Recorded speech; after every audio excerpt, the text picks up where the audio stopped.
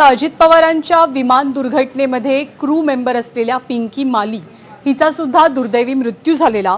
पिंकी माली यांच्या कुटुंबियांची भेट घेण्यासाठी आज अजितदादांचे पुत्र जय पवार पोहोचलेले होते।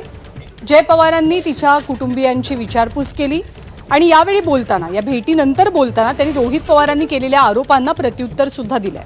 आपल्यावर कुणाचाही दबाव नसून तपास यंत्रणांची माहिती समोर आल्यावरच आपण बोलणार असल्याचं जय पवारांनी सांगितलं। माझ्यावरती कोणाचाच दबाव नाहीये।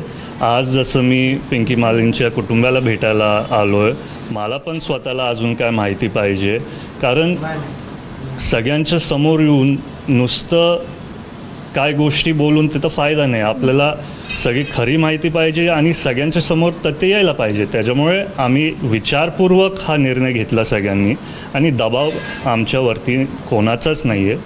आम्ही दादांचे विचारांचे, आणि आम्हाला वाटलं जर दादा असले असते आणि जर त्यांना काय थोडी माहिती मिळाली असती तर त्यांनी पत्रकार परिषद घेतलीच नसती। त्यांनी पूर्ण माहिती घेऊनच ती पत्रकार परिषद घेतली असती, तसंच माझे विचार आहे। तर तपास यंत्रणांची माहिती समोर आल्यानंतरच आपण बोलणार असल्याचं जय पवार यांनी सांगितलं। पुढच्या आठवड्यात ते पत्रकार परिषद घेणार असल्याचे त्यांनी स्पष्ट केलं। पण आज जेव्हा पिंकी मालीच्या कुटुंबियांची भेट घेण्यासाठी जय पवार पोहोचले, 18व्या मजल्यावरती पिंकी मालीचं घर आहे, आणि जेव्हा ते लिफ्टनं खाली येणार होते तेव्हा त्या लिफ्टमध्ये काहीसा आवाज आल्याचं त्यांच्या निदर्शनास आलं, आणि त्यामुळे लिफ्टनं खाली न येता 18 मजले उतरून खाली येणं जय पवार यांनी पसंत केलं। पण त्यांच्या कृतीची सध्या जोरदार चर्चा आहे।